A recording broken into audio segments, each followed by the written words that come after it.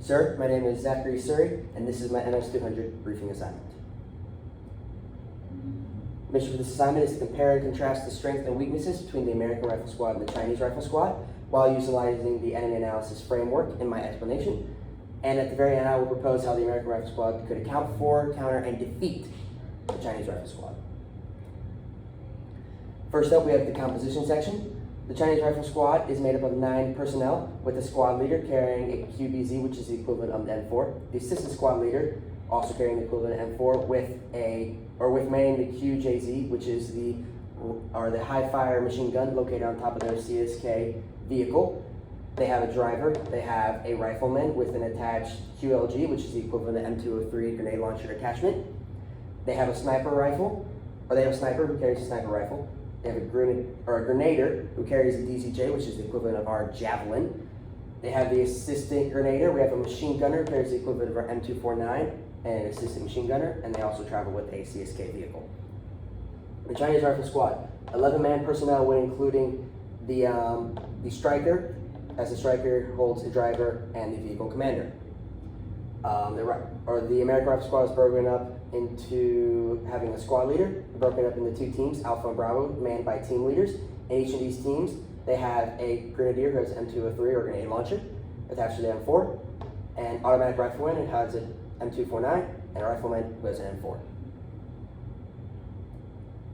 Next, going over the strengths. The Chinese strength is their high mobility with the CSK. Their anti-tank capabilities is probably one of the biggest ones with their javelin equivalent weapon system. The long-range capabilities with their sniper rifle and their high-powered machine gun, and then their centralized leadership with their squad leader and assistant squad leader.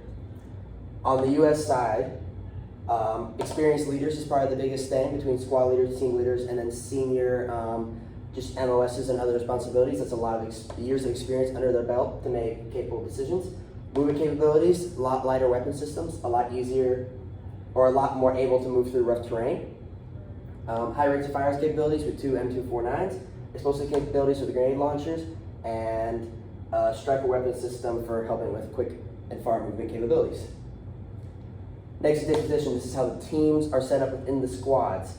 For the Chinese Rifle Squad, they have a machine gun team and an anti-tank team. The assistant squad leader and squad leader may switch between depending on what mission is well needed. The machine gun team centers around the M249 and the sniper rifle, while the anti-tank team centers around the grenader. Then they also have the driver staying with the CSK at all times, just in case the teams are moving out, the CSK will stay in a certain location. With the US Rifle Squad, you have a squad leader and then you have your 2 teams, Alpha and Bravo. They look exactly the same, just one is Alpha team and one is a Bravo team leader. And then they have a striker with the driver and the vehicle commando staying with the striker. We're going to have capabilities. These are the Chinese rifle team's capabilities. Their intelligence is passed down from platoon headquarters for the squad leader and assistant squad leader to disseminate and enact the plan. Movement and maneuvers, large maneuvers conducted with the CSK, but all this is planned and utilized between the squad leader and the assistant squad leader. Fires. Rates fire controlled by the squad leader and assistant squad leader for each team. Protection, cover and concealment is managed by the squad leader and assistant squad leader over each team. Sustainment, squad leader and assistant squad leader pass up resources and needs to the platoon headquarters. And then command and control is controlled by the 2 independent commanders of the team working together, and that is the squad leader and the assistant squad leader. See the running theme there. Next, capabilities of the U.S. Rifle Squad. Intelligence is passed off to the platoon and is interpreted and executed by the squad leader, working through his team leaders. Movement and maneuvers, large movements are used with the striker, but restricted movements, and really just all movements, are managed by squad leaders, executed by the team leaders through their teams of 4. Fires are controlled by the squad leader and executed by the team leaders. Team leaders manage the squad's personnel, or their team's personnel. Protection, cover, and concealment managed by the team leaders. It's the team leaders' ability or responsibility to make sure their team is safe and being as effective as possible.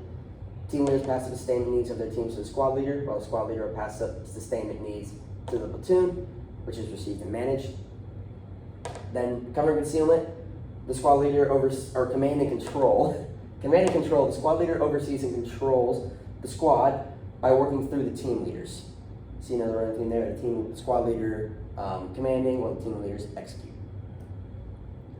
Weaknesses for both of them. What can be exploited? The Chinese have heavier and bigger weapon systems with their grenadiers, so they will typically be able to move slower through rough terrain. Independent leadership without the squad leader, assistant squad leader, they'll fall apart, and they have weak rapid fire capabilities, as they only have one high-powered machine gun after the CSK goes down.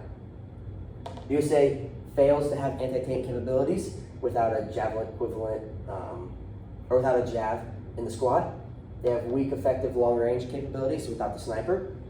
They have weak movement capabilities without the striker, at least in far ranges.